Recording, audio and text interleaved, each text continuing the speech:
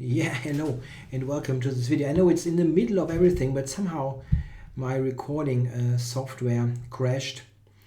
So, and this is a pretty Check. fun game, so I want to not lose it entirely. Check. Check. Check.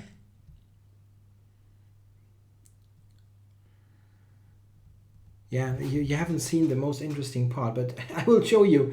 I'm sorry that this is not a full, complete game, but my recording software had problems. The game before that didn't record at all, and this is now only the end of it. I'm sorry about that, but it was really a pretty cool game. So let's have a review, so to say. I'm sorry that it wasn't live. I don't know what happened there. Yeah, my opponent played this funky line b5. That's a move that is sometimes seen if you have a pawn on d4 instead of the knight on f3. Here I've never seen it.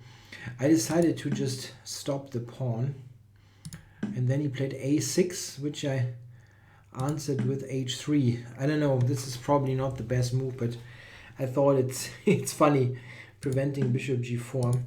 Yeah, and here I expected knight e4. This looks like a more normal move. And he went back. Yeah, okay, I went e6 now and played for this weird structure in the center, which gives me some attacking ideas. Yeah, e5 I think is right, returning something. And now he went knight c5, which seems very risky. I went knight g5 just to attack here. Okay, he took. Check. g6. Yeah, and now I went h4 and he played bishop e7. And the question now is, can I take on h7 or not? I decided to do that. The engine gives queen g3 just for a big advantage without sacrificing. Okay, well, I felt that this is just too interesting to not do. Now my h-pawn is running and he is in this pin, so, or other way around rather.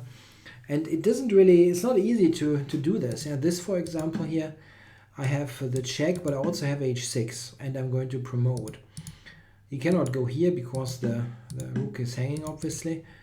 So knight d7 makes it the only move. So h6.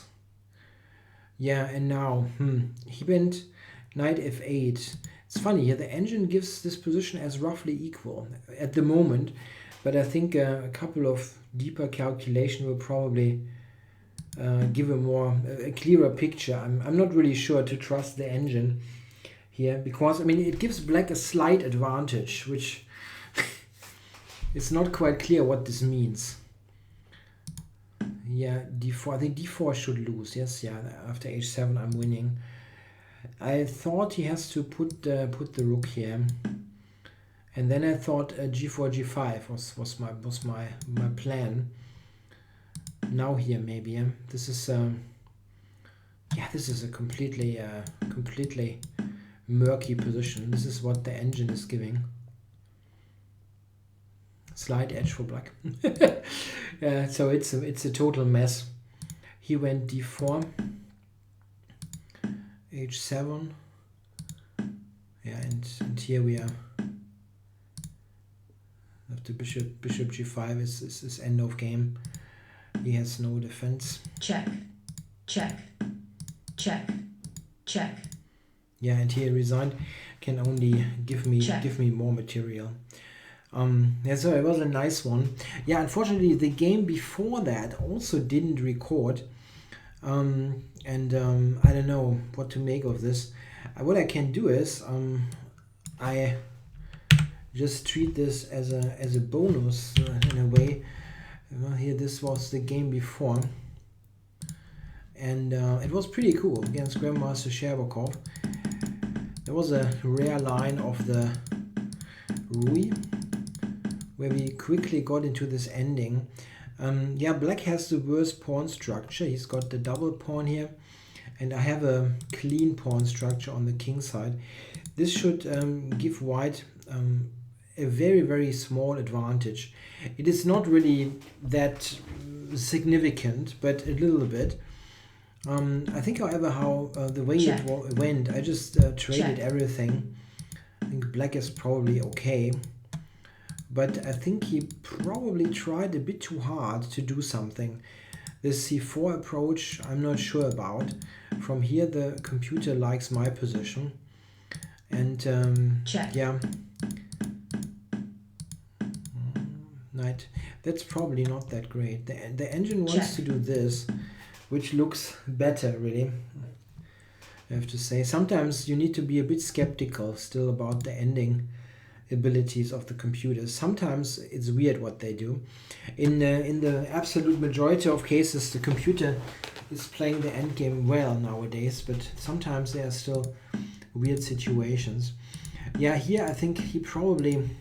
Check. Yeah, this kind of stuff is probably overdoing it. From here, rather white is better. And we had a big scramble. At least I had some time left. Yeah, I wasn't struggling time-wise. Yeah, here he is Check. better, but Check. Check. he gave me that pawn. And here he has to recapture, which is, it seems, leading to a draw. Check. But this is probably losing. And the good thing for me was there were almost always only moves, and I didn't screw it up. There was just one move I could play. Here I made a mistake though. Here I should take, Check. and then h6 is strong. He has to go to e4, knight t2, bishop somewhere.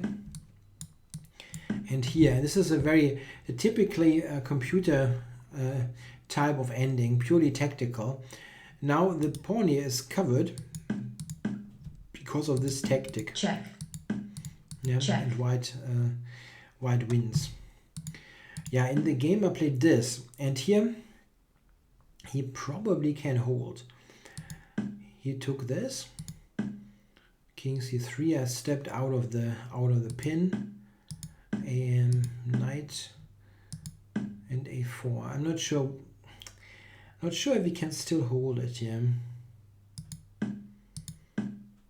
Let's go forward a little bit.